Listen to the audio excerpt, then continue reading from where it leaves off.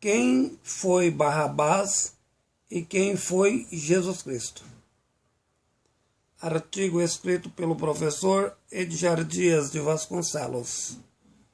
O nome Barrabás vem do antigo aramaico, cuja tradição Bar-Abás, o que foi traduzido para o latim Barrabás. Etimologicamente, nome não verdadeiro. Do mesmo modo, o nome de Josué de Abá, do arameu para Jesus Cristo, que vem da tradução latina e grega, cuja originalidade não representa a verdadeira história da origem do nome. Portanto, não existe originalmente o nome de Jesus Cristo. Barrabás nasceu na cidade de Jopa, ao sul da Judéia. Tinha como profissão remador de botes. Ele foi contemporâneo de Jesus Cristo. Ficou famoso, entrando para a história pelo fato de ser personagem citado no Novo Testamento, no episódio do julgamento de Jesus por Pôncio Pilatos. Caso contrário, seria uma figura desconhecida, como tantos outros líderes para a libertação de Israel. Mas quem foi essa figura enigmática? Um herói nacional, possivelmente. O que sabemos é que incomodava o governo de Roma. Na verdade, nunca fora bandido. Ele sempre teve muita credibilidade, tanto para com o povo judeu, como para o governo de Israel, a ponto de o povo escolher que Jesus fosse crucificado e não Barrabás, diante da imposição imposta por Pilatos. Barrabás sempre passou maior confiabilidade ao povo que Jesus, o motivo da sua defesa. Mas por que o povo tomou exatamente esse posicionamento? Basicamente por duas razões. Primeiro, Barrabás era um grande líder político pertencente a um grupo revolucionário zelote, cujo objetivo era libertar Israel do domínio opressivo da exploração romana.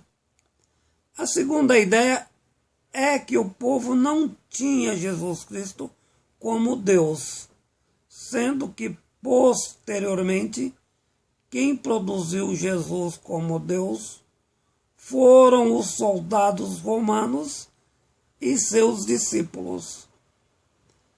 Tanto é verdade essa proposição que Jesus nunca foi uma pessoa de relevância para os judeus. Ainda hoje é desconsiderado na história de Israel. Os judeus não gostam sequer do cristianismo, por entender como mistificação ocidental. Como Jesus não tinha objetivos claros a respeito do Império Romano e sua luta voltava com maior afinco às reformas religiosas do templo, com motivações sacerdotais. Exatamente por essa razão, Pilatos defendeu Jesus, porque interessava a ele o estímulo do conflito interno com a velha lógica, a sociedade dividida melhor para ser governada pelo império. A perseguição que Jesus sofreu vinha da elite religiosa, comandada por Caifás, o sumo sacerdote, o que significava a autoridade máxima do poder religioso, o que na época também era poder político. A diferença de Jesus em relação a Barrabás é que o referido desejava a libertação de Israel do poder romano, mas não estava preocupado com as reformas internas do ponto de vista da religião. Com efeito, era popular em setores mais diversificados de Israel. Então Barrabás era o comandante de um grupo de revolucionários, exército popular, cujo objetivo era destruir o governo de Roma. Agia como estratégia por meio de ataques de guerra, fazendo uso das legiões dos seus revolucionários. A grande finalidade era fustigar as forças invasoras romanas. Foi preso por um ataque de guerra mal sucedido contra o exército de Roma, fato que efetivou na cidade de Cafarnaum, onde vários soldados romanos foram mortos numa ação de heroísmo de Barrabás, metáfora de um Che Guevara moderno.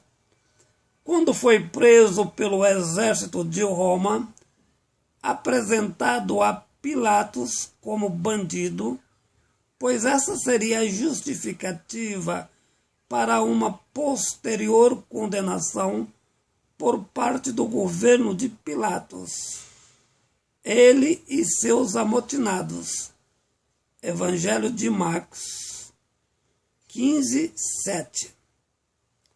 Segundo o texto bíblico, Jesus foi acusado pelos sacerdotes diante de Pôncio Pilatos, o governador de Roma em Israel. Pilatos interrogou Jesus Cristo, sendo o referido muito político. Deixou claro para Pilatos que sua motivação não era política, afirmando a Pilatos: o que for de César, que seja de César, o que legitimava o poder de Roma sobre Israel, motivo de o povo ficar do lado de Barrabás. Contrariamente a Cristo, por ter tido ações dúbias a respeito de Israel, considerado na época um covarde oportunista. Pilatos não encontrou motivo para sua condenação, mas tinha 1000 razões para condenar Barrabás e levar o mesmo à morte. Aproveitando que Jesus também tinha seu grupo, sendo evidentemente popular, propõe a troca do mesmo por Barrabás, quando o objetivo de Pilatos era eliminar o líder em referência por meio da crucificação. Diante da situação de esperteza por parte de Pilatos, um dos dois seria solto, o outro naturalmente condenado. O povo escolheu que Barrabás fosse libertado, porque depositava nele maior confiabilidade pela luta política, com a finalidade de ver Israel livre de Roma. Na verdade, o tiro acertou a própria cabeça de Pilatos, a ver que seu grande inimigo teria que ser solto. Pilatos, profundamente chateado, voltou a dizer que não via nada que pudesse condenar Jesus. Portanto, que Caifás e Herodes executassem o mesmo. No entanto, após Barrabás ser solto, Pilato resolveu proteger Jesus, não deixando realizar a crucificação. Isso num primeiro momento, quando todos pensaram que Jesus teria morrido, produzindo com efeito o fenômeno da ressurreição. Refiro no primeiro momento, quando não foi crucificado. Posteriormente, o imperador de Roma condenou Pilatos ao suicídio devido aos seus erros políticos em relação às suas tentativas de defesa de Jesus Cristo. Mais tarde, por diversos motivos, o homem que foi condenado por razões consideradas criminosas em sua época, posteriormente, o verdadeiro Deus da história de Roma. Hoje, no terceiro mundo, fazendo milhões de curas e milagres às pessoas pobres e humildes. No entanto, deixando muita gente rica com a pregação da salvação das almas. Tudo o que se pode dizer a respeito de Jesus, que os romanos só vieram saber a respeito do verdadeiro nome de Jesus quando o Ocidente conseguiu estudar o aramaico. Surpresos ao descobrir que a etimologia Cristo significava uma invenção helênica. Como um povo pode seguir uma doutrina sem saber o nome do verdadeiro fundador? Artigo escrito pelo professor Edgar Dias de Vasconcelos.